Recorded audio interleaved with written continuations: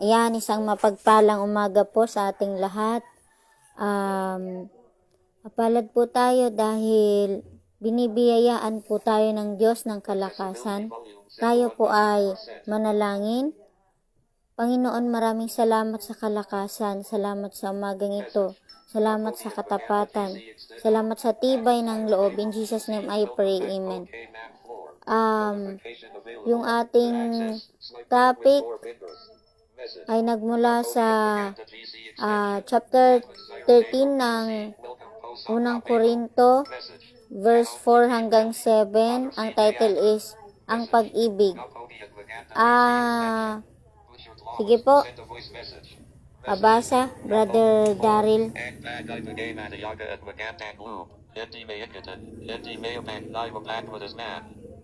Double 5. Hindi magaspan ang baguligali, hindi makasarili, hindi magagalitan, o mapagtanong sa kapwa. Dito lalabas ang mga comment. Hindi niya Listahan. kinakatuwa ang gawin masama, ngunit kinagagalan ang katotohanan. Double 7. Ang bagay bagay mapagpatawad, mapagtawala, puno hindi bagaysa, at mapagtiyas ang wakas. Double tap. So ayan, dapat kung mahal natin yung tao, matuto tayong magpakumbaba. Matuto tayong patawarin siya kahit ilang beses na siyang nagkamali, kasi kung ang Diyos nga nakakapagpatawad, dapat magpatawad din tayo kahit gaano pa kabigat o kalaki ng kasalanan ng tao. At huwag tayong magtatanim ng sama ng loob. Sa halip, ipanalangin na lang natin siya na maging maayos ang kanyang kalagayan at si Lord na ang bahala sa kanya. Hindi tayo dapat mainggit sa ating kapwa kung nakabili man siya ng TV, Mabagal na koneksyon. nakatapos man siya ng pag-aaral, dahil Dito may lalabas ibang ang mga plano comment. para sa Listahan. atin ang Diyos. May iba siyang nais para sa atin. Kung ano man yung plano ng Diyos, hingiin mo ang kanyang paggabay at ang kanyang pagsama sa iyo. Tapos maging mabuti tayo sa ating kapwa. Hindi dapat laging nagagalit. Dapat meron tayong self-control. Natural lang na magalit tayo, pero yung sakto lang.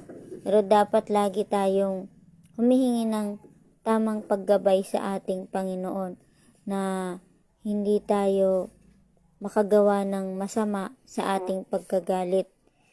So, hilingin mo sa Diyos na mawala yung galit mo, dahil hindi maganda ang naidudulot ng galit. Nakakagawa ito ng kasamaan sa kapwa. Isa yan sa mga krimen din na malilikha mo kung patuloy kang magagalit at kung wala kang Tatlong Metro self-control. 2S 876 At milliseconds. hindi tayo dapat maging mayabang na meron na tayong mga achievements na natatanggap.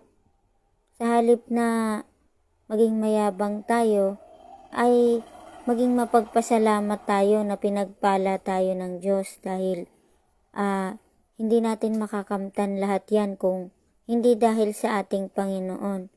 So, ika-count mo yung blessings mo araw-araw na ibinibigay sa iyo ng Diyos. Yung kalakasan, blessings din yan. Yung tapang, blessings din yan. Yung kayamanan, blessings din yan. Yung pagsubok, blessings din yan. Yung maayos na kalusugan, blessings din yan. Yung nakakain ka sa 3 beses sa isang araw, blessings yan. So, Mabagal wala na kang koneksyon. dapat ipagmayabang sa mundong ito, dahil Apat na lahat Metro ng yan 3S 411 nanggagaling sa Diyos. Kaya dapat ipagpasalamat mo palagi at ipanalangin mo rin yung iba. Gawin mo yun para sa Panginoon. So yun. Hindi lang dahil sa'yo mo ginagawa yan. Kung hindi gawin mo yan para sa Panginoon, kapag tinulungan mo ang kapwa mo, para mo na ring pinupuri ang Diyos.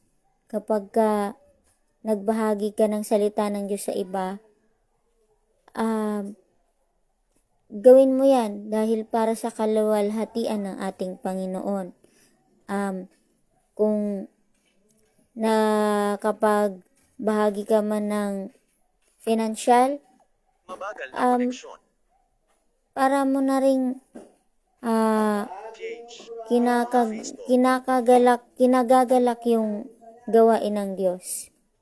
So, dapat magalak ka sa katotohanan.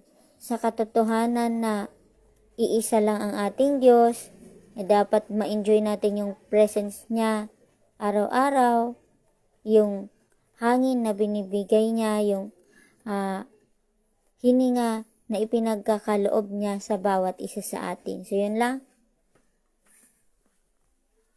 Let us pray, Lord. Salamat po sa mga palalang ito. Salamat sa panibagong kalakasan na ipinagkaloob niyo sa amin. Maraming salamat dahil kahit paano ay nakakaraos sa araw-araw at nagkakaroon ng time para sa mga live broadcast na ito upang makapagbahagi ng inyong salita. Salamat po sa signal Mabagal na na koneksyon. pinagkaloob niyo sa amin 6 upang na Metro hindi 3S 259 maantala yung aming milliseconds. broadcast. Mga Panginoon, sa mga papasok sa kanilang trabaho, sa paaralan, o saan man sila papunta, Panginoon, pagkalooban niyo sila ng safe travel. Kaya na pong bala sa maghapong ito. In Jesus' name we pray. Amen. Amen. Tandaan, Si si Kristo Kristo ang ang laging laging una. una. Kapag inuna si Kristo, Tayo tayo ay ay lalago. God bless. Anim na bumalik. Window na page. Dito lalab. Leave.